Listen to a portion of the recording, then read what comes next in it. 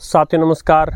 विजय सिंह लखेड़ा भाई साहब ने 1 वर्ष पहले आग्रह किया था कि डॉल्बी एफएम रेडियो क्या है, उस पर वीडियो बनाया जाए। तो साथियों, आप जिस किसी भी टॉपिक की मांग करते हैं वो मेरे मस्तिष्क में रहता है और आज नहीं तो कल उस पर वीडियो आ ही जाता है। तो चलिए आज इस रोचक वीडियो में जानते हैं ये डॉल्बी एफएम क्या है।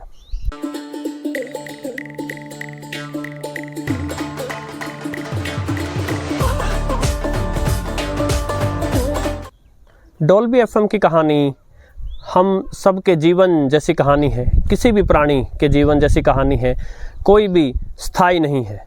और वो 2 पंक्तियाँ याद आती हैं, मैं पल दो पल का शायर हूँ, पल दो पल मेरी कहानी है, पल दो पल मेरी हस्ती है, पल दो पल मेरी जवानी है। पल दो पल का जीवन है, किंतु फिर भी हम ईर्ष्या घमंड ये सब करते हैं। साथियों, मानव प्रवृत्ति है। टेक्नोलॉजी जो आती है वो भी साथियों पल दो पल की ही होती है। कोई एक टेक्नोलॉजी आती है और फिर चली जाती है। डॉल्बी एफएम रेडियो भी ऐसी ही एक टेक्नोलॉजी थी। तो इससे पहले कि हम समझ पाएँ डॉल्बी एफएम रेडियो क्या है, सबसे पहले हमें जान लेना ज़रूरी है कि ये डॉल्बी क्या है। डॉल्बी असल में सरनेम है, जो कि रे डॉल्बी का सरनेम था। ये एक अमेरिकन इंजीनियर थे और इन्होंने 1965 में 1965 उसमें एक कंपनी स्थापित की, डॉल्बी लैबोरेटरीज इंक, जिसको सिंपली हम डॉल्बी बोल देते हैं। जिस वर्ष 1965 में उन्होंने लंदन में अपनी ये कंपनी स्थापित की थी, उसी वर्ष उन्होंने इंट्रोड्यूस किया था एक डॉल्बी नॉइस रिडक्शन सिस्टम। ये असल में एक ऑडियो प्रोसेसिंग टेक्नोलॉजी थी। असल में उस समय जो है, चाहे वो कैसेट्स पर ऑडियो रिकॉर्डिंग हो या इवन फिल्म्स के लिए ऑडियो रिकॉर्डिंग हो, ऑडियो को बिना नॉइस के यानी high signal to noise ratio में जो है रिकॉर्ड करना बहुत ही कठिन कार्य था। और डॉल्बी कंपनी ने इस क्षेत्र में जो है बहुत ही महत्वपूर्ण काम किया। इतना महत्वपूर्ण काम किया कि आप जब भी कोई मूवी वगैरह देखते हैं और एंड में उसके टाइटल चलते हैं तो आपने हमेशा डॉल्बी का लोगो देखा होगा। उन्होंने अपनी A301 टेक्नोलॉजी जो है वो स्थापित की और फिर विश्व में जितने भी बड़े प्लेयर्स थे उन्होंने ये टेक्नोलॉजी जो है खरीदना स्टार्ट किया, जिनमें BBC भी एक था। BBC उस समय का बहुत बड़ा नाम था। बाद में ये कंपनी जो है USA के कैलिफोर्निया में उन्होंने अपना हेडक्वार्टर शिफ्ट कर लिया 1976 में। इन्होंने जो शुरुआती सिस्टम था इसका डॉल्बी का, वो टाइप A था और बाद में एक टाइप B सिस्टम भी उन्होंने इंट्रोड्यूस किया था। इस टाइप B सिस्टम का ही जो है हमारे डॉल्बी एफएम से लेना देना है।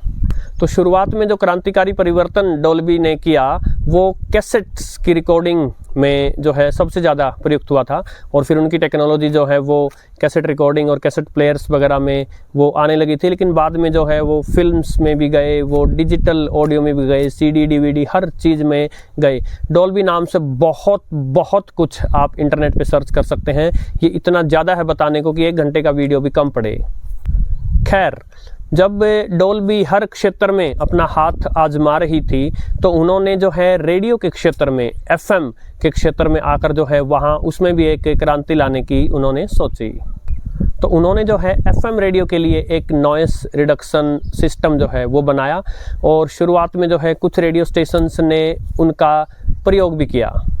उनमें से शिकागो का एक प्रसिद्ध WFMT स्टेशन भी था 98.7 मेगाहर्ट्ज़ पर। कुछ और स्टेशंस ने भी जो है डॉल्बी नॉइस रिडक्शन सिस्टम का जो है अपने स्टूडियो में प्रयोग करना स्टार्ट किया। अब ये समझिए कि यदि स्टूडियो में रिकॉर्डिंग के समय यानी जो सिग्नल की कोडिंग की है उस समय यदि कोई फॉर्मेट यूज हुआ है तो वो डिकोडिंग में भी यूज़ करना पड़ता है।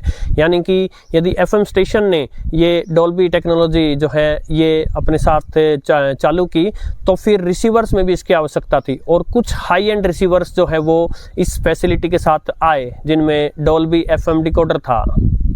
बहुत अधिक मॉडल्स का तो मुझे ध्यान नहीं है, लेकिन जितना मैं सर्च कर पाया उनमें एक मॉडल था सेंसुई का 8080 ट्यूनर, एक था पायनियर का TX 7800 सिस्टम, साथ ही जो आपने इस वीडियो के थंबनेल में देखा वो मरांट्स कंपनी का जो है एक डोल्बी डिकोडर था।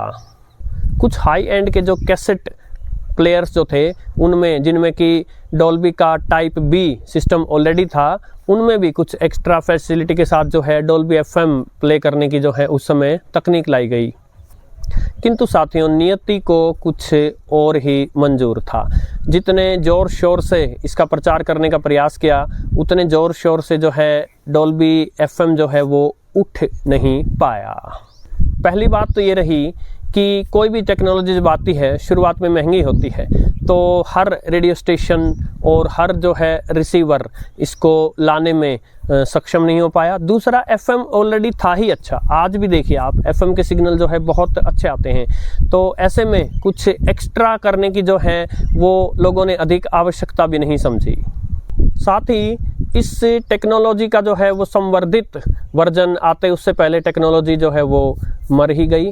और इस टेक्नोलॉजी में जहाँ पॉजिटिव्स थे, नॉइस को रिड्यूस करने के चक्कर में जो है कुछ नेगेटिव्स भी हो गए थे। जैसे ये देखने में आया था कि ट्रेबल जो साउंड था उसके साथ जो है कुछ प्रॉब्लम हो रही थी, और फिर उसके लिए जो है टाइप बी जो डोल्बी टेक्नोलॉजी थी उसके साथ एफएम प्री एम्फेसिस में 25 माइक्रोसेकंड का यूज किया गया, टाइम कांस्टेंट। और उसके साथ साथ फ्रीक्वेंसी सेलेक्टिव कंपाउंडिंग की गई, यानी कैसे कंप्रेस किया जाए और फिर एक्सपेंड किया जाए सिग्नल को।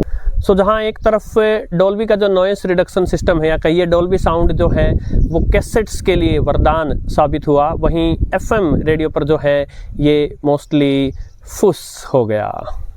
तो 70 के दशक के प्रारंभ से जो डोल्बी एफएम रेडियो एक प्रकार से आना शुरू हुए, वो 70 के दशक में ही जो है चले गए। इस कहानी को सुनकर मुझे आज का जो डिजिटल रेडियो है DRM, उस पर जो है उससे समानता दिखती है। तो साथियों, आशा है आपको ये जानकारी पसंद आई होगी। नमस्कार।